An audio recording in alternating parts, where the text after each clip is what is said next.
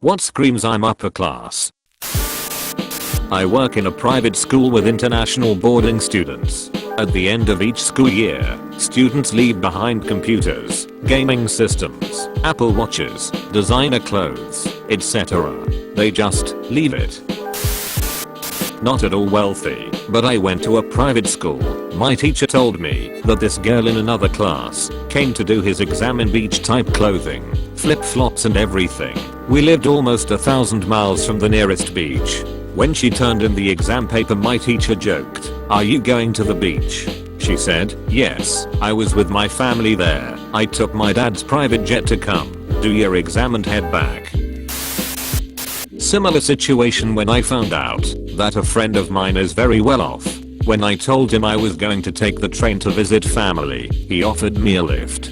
By that, he meant a flight on his dad's jet.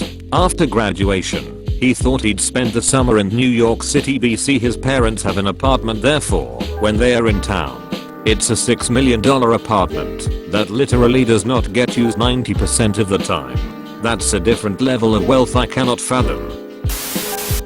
Being offhand about things that are very expensive for the plebeians. I've found that many rich people are less obnoxious about showing off wealth than are people who are almost rich, that feel they have to match up to people who make more than they do. It seems that for the genuinely upper class, money is simply not a factor, by which I mean they will buy what they want without worrying about if what they want is cheap or expensive. If they are buying some wine, for example, they'll buy wine they think tastes nice. If that wine costs hundreds or more a bottle, so be it. If it's store brand plonk, so be it. They don't feel the need to buy the most expensive of whatever it is they are buying. I used to work for a billionaire. His drink of choice was Wild Turkey 100 proof. This is true. I grew up rich. For several reasons, that level of wealth is gone from my life now, and my family was among the wealthiest at my elite private school. Many other students were the children of doctors and lawyers. My family had its indulgences, nice vacations, multiple houses, cars, but we weren't into brand names or material status symbols at all. Seeing us walking around in public, no one would have recognized our wealth. On the other hand, a lot of my classmates were really into labels for clothes, shoes, etc. It seemed like they were always trying to one-up each other. It really does vary from family to family though. While I no longer live with the type of money grew up with, one of my best friends from childhood went in the opposite direction.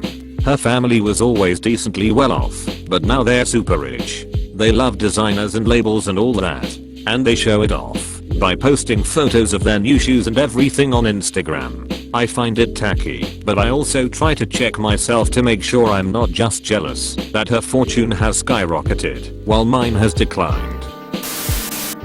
Dressing your 5-year-old in a Canadian Goose jacket. Chicago. We call those jackets please mug me coats. Also Chicago. Don't know how to describe it, but there is a certain type of confidence you get when you have many multiple digits in your bank account. Upper class people don't seem to get pushed around. Not actually flaunting your wealth is a huge sign. A lot of people try to look expensive, but people who are upper class often try to hide their wealth. This reminds me of a story my brother told me. He used to tend bar at a mid-tier country club. There were a combination of very wealthy, and wealthy-ish members. Most members were driving $100K plus cars. One guy my brother knew was one of the wealthiest members, drove a mid-level Ford sedan that he bought used. One day my brother asked him why he doesn't drive a more expensive car like the other members. He responded with, "The people who matter don't care, and the people who care don't matter." That to me screams upper class. Being so wealthy it doesn't have the same meaning it does to normal folks. Edit, till Dr. Seuss came up with that quote. Well played, rich man. Lessons I learned from A. My wealthy college roommate. B. The country club I work at. And C. Estranged old money family members. 1. Keep good care of what you have. They didn't need to buy new all the time. They invested in what they had to keep it in a pristine condition, and they rarely had to flaunt with the latest gadget. 2. More money in the bank. They rarely spent, unless in their business or education.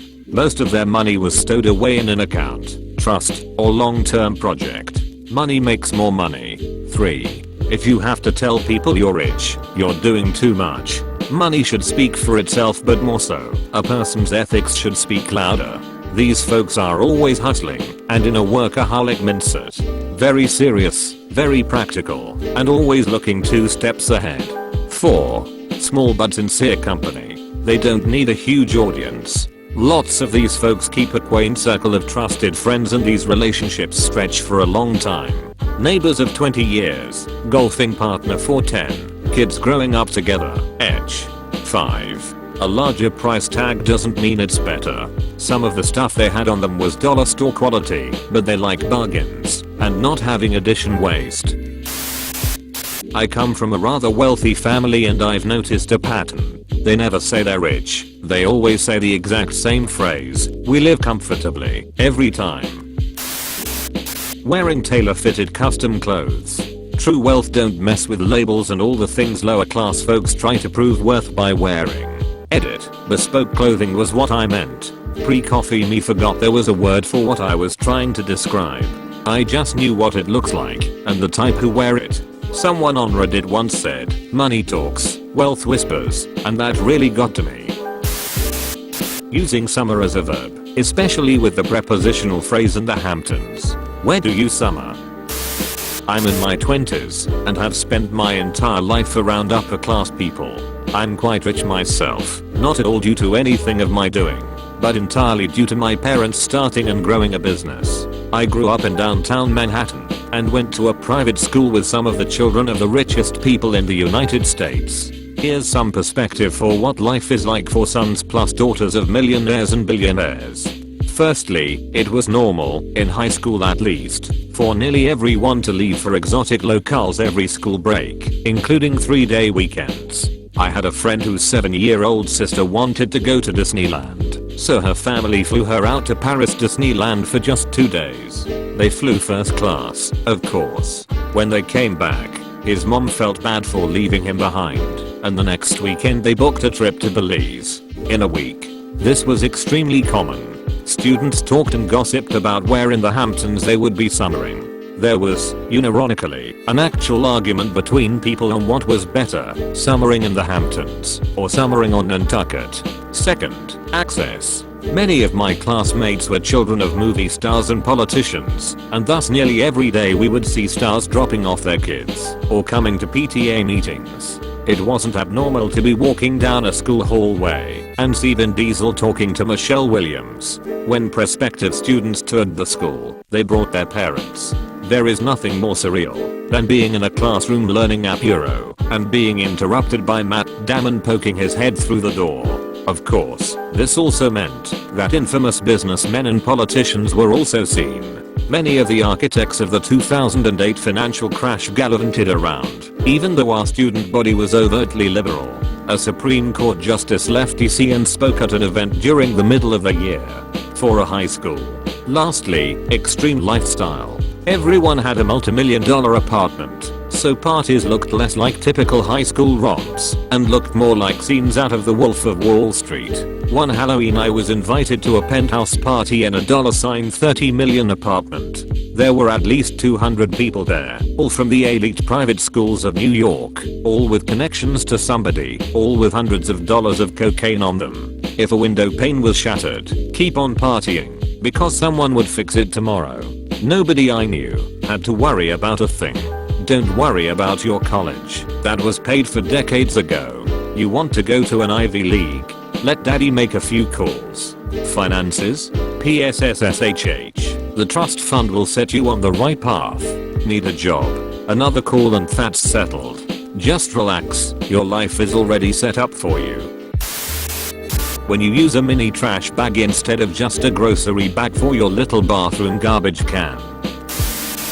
Sitting on your boat on a Tuesday in water, of course. Sitting on your boat in the driveway on a Tuesday is middle class.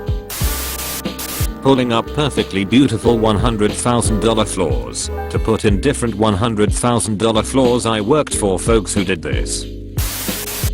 I went to one of the most expensive private schools in my country, and the difference between the could only afford to go here with the scholarship kids, like me, that can afford it, but it's a significant financial burden kids and this is a rounding error on the family budget, kids, is amazing.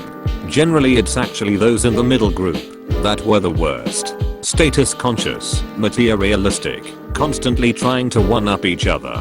The kids from the really rich families were for the most part extremely kind and well-meaning, if a little mad about some things. I remember one time I went to a classmate's house to work on an assignment together, and he apologized for his house being kind of old and run down. This was a beautiful and immaculately restored 1920s mansion on a huge block in one of the most expensive areas in the country that must have been at least 3 times the size of my family home, complete with 2 swimming pools and a tennis court. Having a butler's pantry, you just have 2 kitchens, admit you are rich.